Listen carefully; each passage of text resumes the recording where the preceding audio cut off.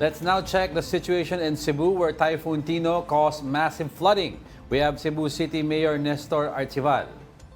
Mayor, good morning. Thank you for joining us. Good morning to everyone. All right, Mayor, I'd like to start off. No, this was yung flooding in Cebu was really one in a million, no? Very rare. But ano po sitwasyon ngayon in Cebu? Is it still flooded? Mayroong areas na flooded pa, especially sa areas sa coastline and also sa may river banks, no? But wala na critical areas. Tingnan natin actually. Okay. Oo. Mayor, syempre ang tanong po dito, ano po ba yung pinaka naging dahilan? Bakit po nagkaganito? Bakit po talagang medyo terrible po talaga yung dinanas o ating mga kapatid na Cebuano dyan sa pagbaha? Okay. So, dito sa Cebu, first na talagang yung downpour, talagang malakas. Yan, sabi niyo, 1 in a million. So, basically, yun ang nangyari. Now, dito sa Cebu, hindi masyado strong yung winds, no? But yung downpour ng ulan, talagang malakas.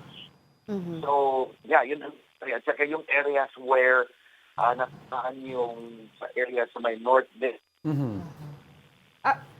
Mayor, yung dun po ba sa may subdivision na napanood po namin kahapon na umapaw na unusual, very unusual po sa kanila. Sa high-end Sakop niyo po ba subdivision? yun? Sakop niyo po ba yung area na yun? Yes. Okay. So, Yeah, that's ano po correct. ba yung So, naging problema doon? Okay, one is that yung subdivision na yun, parang half ng circumference niya, yun ang riverbanks. Right. Now, yung mga areas where the rivers are, meron siyang parang wall, retaining wall. And yeah, Saan po, yung tubig po galing sa Butuanon River, tama po ba? that's correct, Butuanon River. Okay, tapos yung retainer wall, yun po yung nawala, yung nasira, tama po ba? Yung retaining, yes, yun, nag-collapse yun. Nag-collapse yun because Okay. Oo. yung Pwede po bang tubig talagang Oo.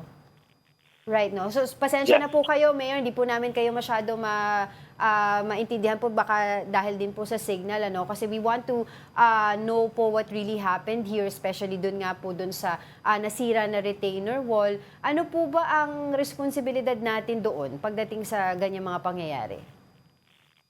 Okay, as per information, ang nangyari doon, ang naglagay sa retaining wall, yung contractor, yung developer actually. Pero matagal na yun, 32 years na yun. So, ang nangyari, first time yun, compacted sila for the last 30 plus years. Right. Yung mga tao nakatira doon, kahit anong lakas ng typhoon, parang super typhoon, hindi naabutan ng tubig. But ito, talagang ordinary, yung right after pag-collapse sa retaining fence, yan, talagang plus the fact na talagang malakas yung tubig, ayan, na pumupunta doon sa subdivision. So they were not expecting, no? They were not expecting it. But however, beside the river din, mayroong of mga settlers na mga 40 houses na beside the river. Parang sa river bank sila. Yeah. So what we did, sinabihan natin sila dahil kailangan mag-evacuate na sila, mag-transfer na sila doon sa evacuation centers. But ang nangyari, ayaw nila. So, kala most of the time, wala namang problema. Maraming bagyo ng nakadaan, but wala namang problema. And considering na yung bagyo hindi as strong as before, sabi nila, sige, hindi na kami. So, for 40 houses, pamilya, parang pamilya na yun, may 13 persons na missing. 13 persons. Out of the 13, ang na-retrieve natin is 8. Okay. So yung 5, hindi pa natin nakita ngayon until now. So that's what we are trying to find. So yung natitirang 5 po, are we still under search or are we going to retrieval mode na po? Yes, that would be retrieval na. Okay. Kasi ang tingin namin wala na yun eh. So, yun, ang area na coastline at saka mga sa riverbanks, yun ang tinitingnan sa mga volunteers natin at saka parang retrieval. Yes. And Mayor, based sa mga reports na pumapasok, I understand yung sa subdivision na yun there, ang dami daw kotse na kumpul-kumpulan at nagpatong-patong dahil sa taas at lakas sa taas ng tubig. Na-clear na po ba ito or iiwanan as is? Kasi I understand gusto rin makita daw ng insurance companies ito for filing of possible claims. Yes, actually, ang nangyari, yung main road, yun ang kinukuha na natin. Nakuha lang tayo ng mga footages, yung mga photos para nila doon sa insurances. But right now, ang focus natin is yung main road na talagang i-clear natin para yung mga yung mga magdadala ng tubig, ambulance, at para gamit na magbigay ng mga donations kung makapasok. At saka yung areas where parang chapel area nila, kiniklear natin. So 90% na, 99% siguro, na-clear na natin until kagabi. But ngayon, babalik na naman kami yung areas where yung nagpatong-patong yung mga sasakyan, yan, makakukunin na natin yun. So, aside po dito sa subdivision na ito, ilang barangay pa po yung apektado ng baha? At ilang pamilya po, individual yung nasa evacuation center or stranded po as of now? Mayroon tayong 80 barangays. Now, yung 80 barangays na tamaan, but it's not that severe, no? So, yung mga areas where we have the complex, mayroon tayong evacuation center. So, mag-expect lang tayo na, let's say you have about 200 individuals lang dyan. So, an estimate natin, 80 ka barangay, yun ang medyo na nasa evacuation centers. That is non-estimate because right now, ang medyo mayroon tayong problema sa communications, especially sa mga mobile Mayor? At saka Mayor? Yes. Oh, yeah. Go ahead po. Nawawala po kasi kayo. Go ahead po, sir.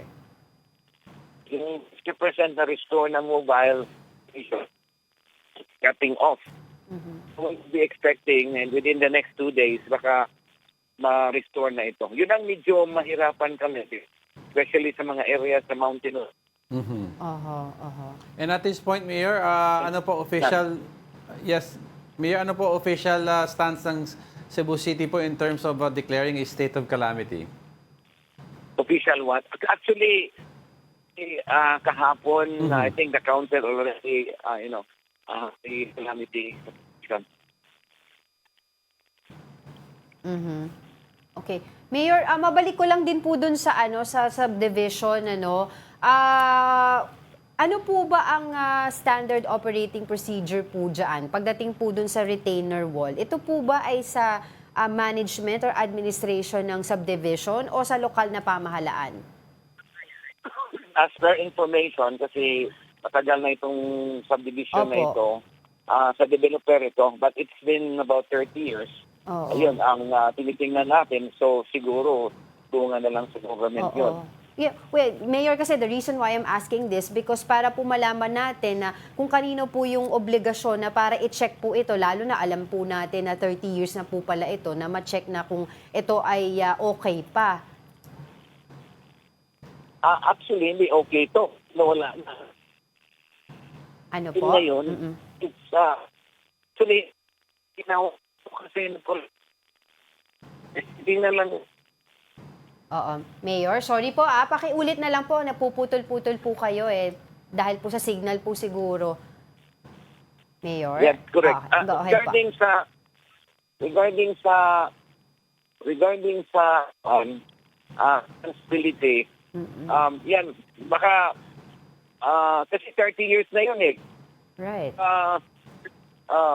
Tinitingnan po na natin muna. But we're not actually doing it right now kasi dito kami sa rescue and rehabilitation Right. Okay, sige po Mayor, maraming salamat po sa inyong oras. Of course, ang aming panalangin para po sa inyong mga kababayan dyan, mag-iingat po kayo. Maraming salamat po. Salamat. Cebu City Mayor Nestor Arquibal. Para Oo, kasi- sayang kasi hindi natin maintindihan Oo. masyado. I think kasi that's one of the reasons why hindi din makontak yung ibang mga kababayan doon dahil nga yung signal nagpuputol. Pero kasi yung I think what the mayor is trying to say also is accountability comes after rescue.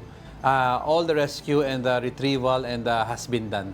Usually naman yan ang protocol nila. Ayusin natin lahat and when everything settled down, then we hold people accountable. So I guess at this point, they have to find out who Kasi may mans mga nawawala no, pa. who mans that wall, that perimeter wall. Is it the local government or does it belong to the subdivisions? So some subdivisions, part of their structure yun, hindi pwede Sabi niya galawin. developer daw. Developer kasi yun eh. So, but later on, we'll find out kasi we're still reeling from the effects of the bagyo.